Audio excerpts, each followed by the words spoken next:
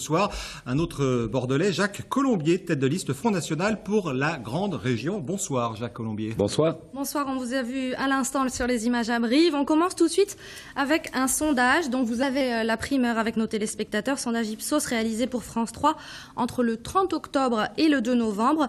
Au niveau national, ce sondage révèle que le FN arriverait en deuxième position avec 26% des intentions de vote contre 32% pour la droite, LR, UDI, Modem et 20% au PSPRG. Comment analysez-vous ce soir cette deuxième position? C'est un sondage national ou régional? National. Au niveau national. National, oui. Écoutez, il y a quelques jours, la semaine dernière, il y avait un sondage qui nous plaçait, je crois, à 1 point en première position nationale, vous voyez, devant l'UMP et le PS. C'était courant octobre, bon, effectivement. Voilà, non. Je crois que ce qui est important dans les sondages, c'est une photo X, un jour X, très précis, mais c'est de voir quelle est la courbe. Or, on se rend compte que depuis déjà plusieurs années, qu'il s'agisse de scrutin national ou d'un scrutin local, comme les dernières élections départementales, qui ont été très importantes pour nous, la courbe est ascensionnelle. Et je crois que le Front National continue son implantation et recueille l'adhésion de plus en plus. Mais l'actualité, malheureusement, nous aide, malheureusement pour le pays. Nous continuons, en effet, à grandir dans l'esprit de nos concitoyens. Concrètement, quels sont vos objectifs pour ce scrutin? Vous parliez cet été d'une trentaine d'élus sur les 183 composants de la future Assemblée.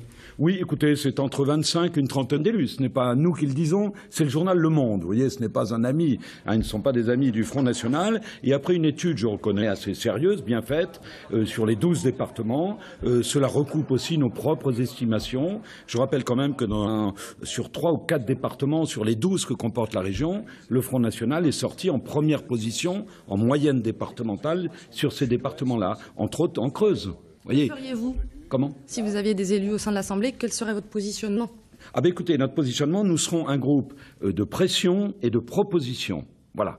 Et je pense que aujourd'hui, devant ce mastodonte administratif, cette énorme région qui ne correspond pas à grand-chose, eh bien, il faut que le Conseil régional se recentre sur des compétences précises, c'est-à-dire sur des priorités régionales. C'est ainsi que, contrairement à Alain Rousset ou Mme Calmel, je ne vous parlerai pas beaucoup des grandes entreprises, comme ils aiment le faire. Moi, je vous parlerai plutôt, mettons, des petites et moyennes entreprises, et nous voulons leur donner une priorité aux entreprises locales. Ce que nous appelons, je veux dire, le patriotisme économique. C'est-à-dire que la région, je parle très concrètement là, peut aider ces entreprises avec des clauses précises, c'est-à-dire faire en général des avances remboursables pour la création ou l'installation d'entreprises, mais avec l'obligation, mettons, d'embaucher sur place. Alors on n'a pas le temps de détailler tout votre programme, voilà, parce que malheureusement, ou si elle délocalise, on supprimera dans ce cas-là ces aides. Voilà. Dans votre programme, il est question évidemment de sécurité et d'immigration. Les migrants, on en parle beaucoup en ce moment. Évidemment, faut-il les accueillir en France et dans notre région, comme c'est le cas notamment à Meymac en ce moment? Non, non. Nous ne sommes pas politiquement corrects, sans doute, mais non. Nous estimons que dans un pays où nous avons réellement 6 millions de chômeurs et 8 millions de pauvres, ces chiffres sont du gouvernement, ne sont pas du Front National, eh bien nous devons, contrairement à ce que dit Alain Juppé, non pas nous occuper d'une partie de la misère du monde, nous devons d'abord nous occuper de la misère des Français. Justement. Et nous disons, c'est un choix, c'est un drame humain de voir ces vagues migratoires, sans doute, mais nous disons, en tant que responsables politiques français,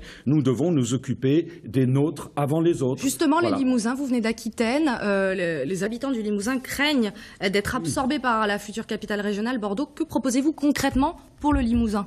Ah ben écoutez, moi je pense qu'il faut absolument qu'il s'agisse des transports, qu'il s'agisse donc du désenclavement de territoires entiers, dans le Limousin comme en Aquitaine, où des territoires entiers sont très enclavés. Eh bien, il faut absolument qu'il y ait un équilibre et une règle commune pour tous les départements et qu'il n'y ait pas des départements de seconde zone et des départements de première zone. Alors c'est vrai que c'est une crainte en disant la métropole bordelaise, nous y veillerons et nous pensons qu'une région normalement administrée doit tenir compte des zones rurales. Je rappelle quand même que la désertification des zones rurales, avec les désertifications médicales, ces commerces de proximité qui font vivre, eh bien c'est une réalité que le gouvernement Sarkozy, aujourd'hui les gouvernements Hollande, font mourir. Je pense aux buralistes. Les buralistes qui sont attaqués, ont des problèmes de sécurité, qui assurent quelquefois des services autres que le tabac. Eh bien ces buralistes et le RSI qui tue des dizaines de milliers de commerces, eh bien il faut s'en occuper et la région peut les aider. Merci beaucoup Jacques Colombier. Et à noter justement